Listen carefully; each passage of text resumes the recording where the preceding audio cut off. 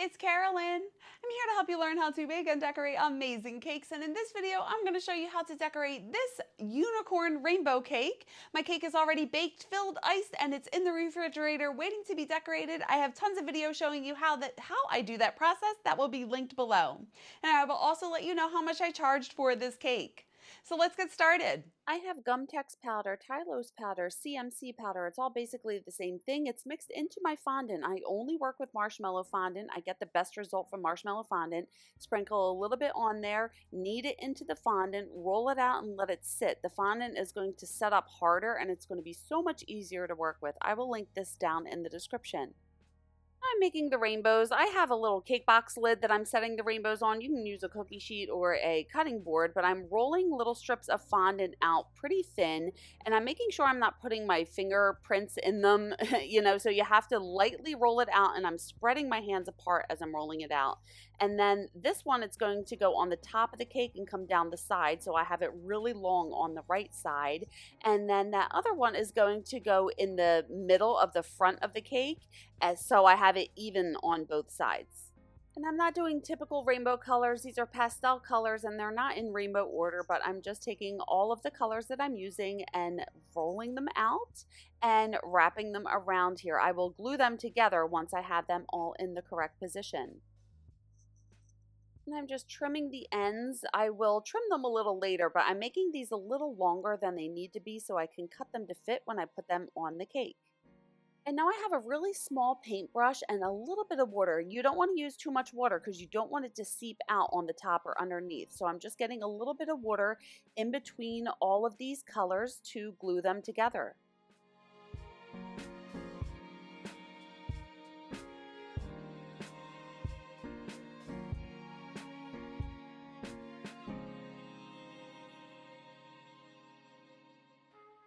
And now I'm just getting a little bit of cornstarch down on this cutting board and transferring these onto the cutting board. I put some cornstarch down so it doesn't stick while it's drying, and I'm taking my rulers and just making sure they are perfectly straight. And then let's set those aside to dry at room temperature for 2 to 3 days so they could dry really hard. Now I'm making the unicorn head and body. So I have some white fondant and it does have that Tylose powder mixed into it, and I broke off a piece. I'm rolling it into a ball. Then I want to get it into a cone shape. So I'm tapering it towards the top and having it flat on the bottom. And I just want to make sure that it is not too big. It's going on a 7-inch cake, so I want to make it proportionate to the size of the cake. I sprinkled down some cornstarch on that cutting board so it doesn't stick. And now I want to make the arms and the legs. So I'm ripping off smaller pieces of fondant, rolling it in my hands, and then I want to taper it again, roll it really long and into a point on one end. I'm pushing it in for the foot, and then I'm holding it up against the side of the body, and then I'm taking my little pizza cutter and cutting it off on an angle. That way it sits flush with that body and it doesn't stick out. And then I'm rolling it in my finger, trying to make it look a little more like a foot shape so the toes are sticking up. I'm going to do the same thing with my other piece where I'm cutting it on an angle where that side is going to touch the body so it's not going to stick out too far.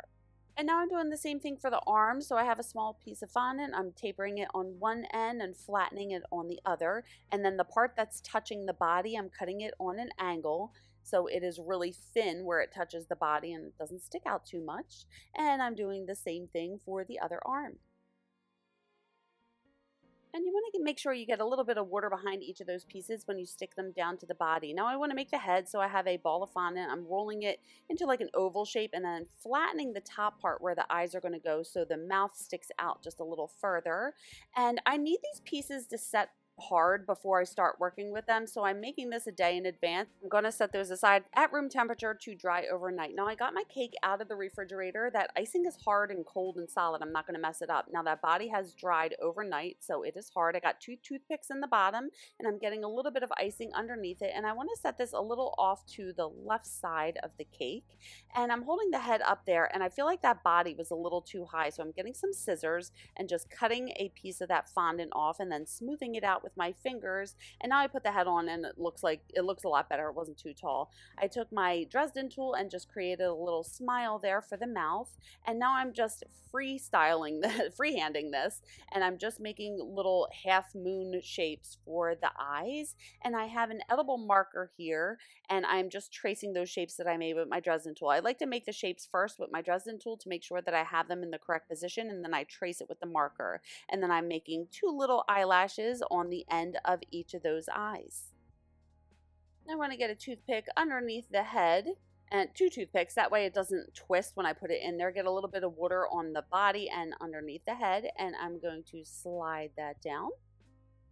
And then I'm sorry, I'm a little out of frame, but I'm making these little coils for the hair, and I'm rolling this fondant out really thin, cut it on an angle, that way it sits flush. Get a little bit of water behind it, and I'm just placing this on here, giving her a little part in her hair, getting a little bit of water underneath it as it's sticking, and I'm kind of curving it around, giving it a little motion as I put it down.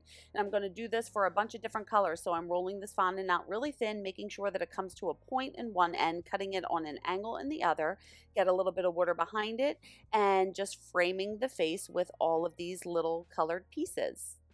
This time I decided to get a little bit of water on the head and then place the piece down. So when I'm putting this yellow piece down, I'm going to lift it up with my X-Acto knife and try to curl the ends in just to give it a little more motion. Now I want to make the ears, so I have some white fondant rolled out a little thick, and I cut a half circle out, and then I took a leaf tip and cut the top part out just to have the tips for the ear. And then I got a little bit of water underneath the bottom part that's touching the head, and I stuck those ears down. And then I realized I needed to make the little indentations for the ears, so I ended up taking those pieces off and using the end of my Dresden tool just to make a little indent in there and give it a little more detail. Now I'm making the horn, so I have some yellow fondant and I'm rolling it to a point in one end, and I'm just kind of twisting it to give it that little unicorn horn look. And now I need to paint it gold. I have some Rollcom Super Gold. I will link that below, mixed with a little bit of lemon extract. I have it in this little container here already mixed together. And I'm just taking a paintbrush, and I have a paper towel there just to catch the excess gold. And I'm just painting that gold. Take a little circle cutter and cut the bottom off so it could sit flush to the head. And then I do 2 coats just to make sure it looks nice and gold. Then I'm getting a toothpick underneath there. So I rolled it out thick enough that I can get a toothpick in there. I'm using a toothpick to create the hole in the head. That way I don't distort the horn as I put it down in there. And now I'm going to make the rest of these little pieces for the hair. So again, rolling that fondant out really thin, letting it come to a point, getting some water behind it, and then just placing it on here, giving it a little bit of motion as I put them on.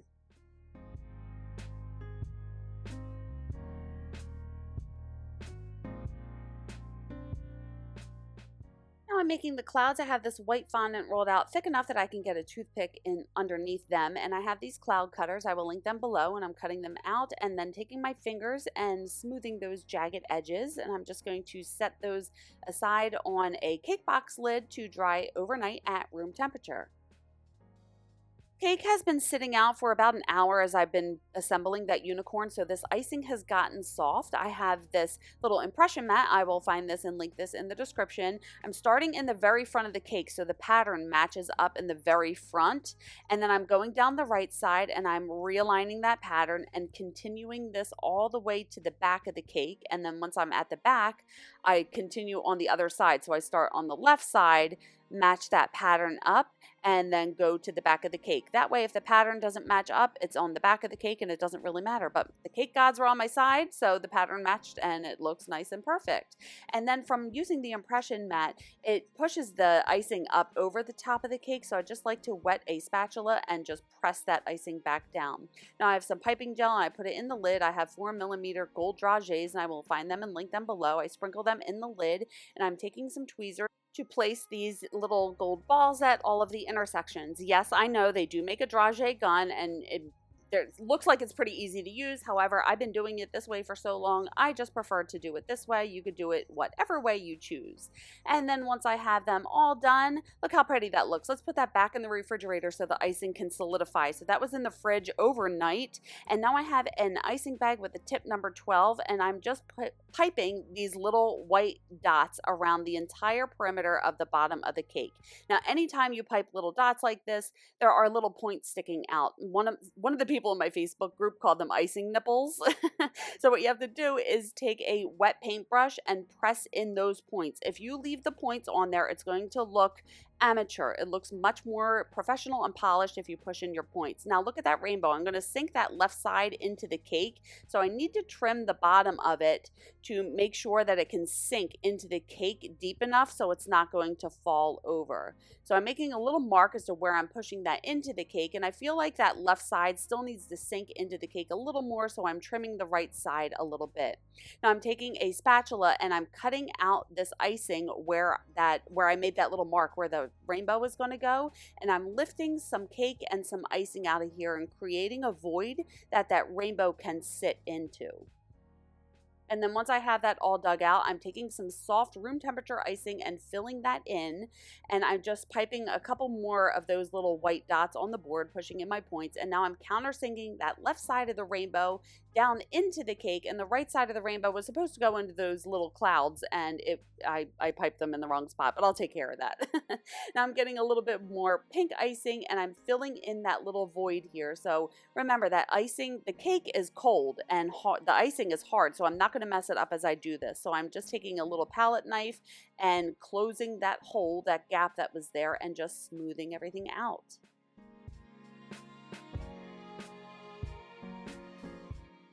And now I want to pipe a couple more of these little cloud dots around that rainbow. And again, I'm not going to keep saying this, but I'm going to use a wet paintbrush and push in my points. Now that rainbow is going on the front of the cake. It was a little too tall, so I had to trim the bottoms, and I'm getting a little bit of pink icing behind it where it's going to touch the cake, and just push that on there. And now I want to, again, pipe some more of these little white cloud dots in front of the rainbow. And now I need to make these little pink pads for the feet, so I just took a piping tip and cut them out, got a little bit of water behind them and stuck them down, and that looks good. Let's put that back in the refrigerator. Now I have a piece of non-slip pad underneath my cutting board so it doesn't slide around, an X-Acto knife with a wet paper towel, a Dresden tool, and I printed out the name and the number, the size that I wanted it to be. For the number, I rolled it out a little thick because it's going on the top of the cake, and I'm using my trace, cut, and smooth method to trace these onto the fondant. You want to make sure you get the inner part of the number as well.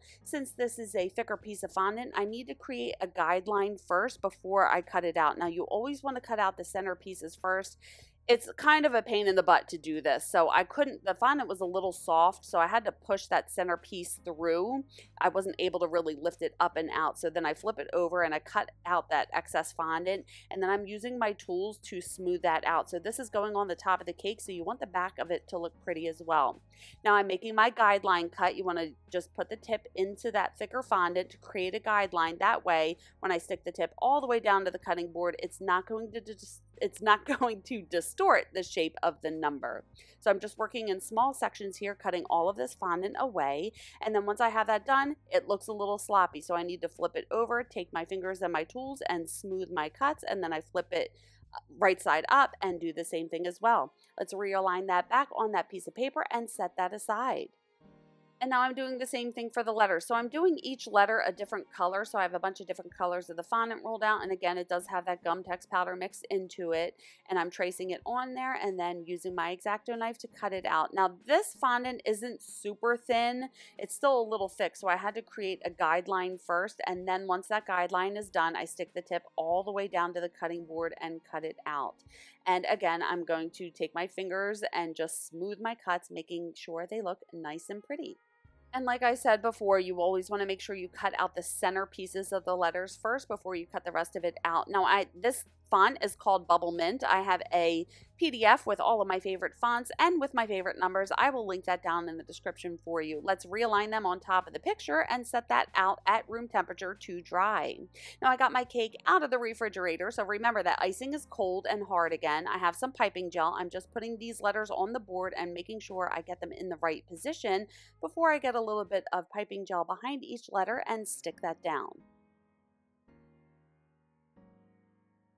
Now I'm getting a skewer underneath the floor and I'm screwing it in. I wet the skewer and then I'm putting a toothpick next to the skewer. That way it doesn't twist when I put it in the top of the cake. Get a little bit of piping gel underneath it. Should I put it in the back? Should I put it in the front? I think I'm going to put it in the front. And let's stick that down into the cake. And now I'm taking my piping bag and just piping more of these little cloud balls around this rainbow and pushing in my points. And I'm doing the same thing on the bottom part as well.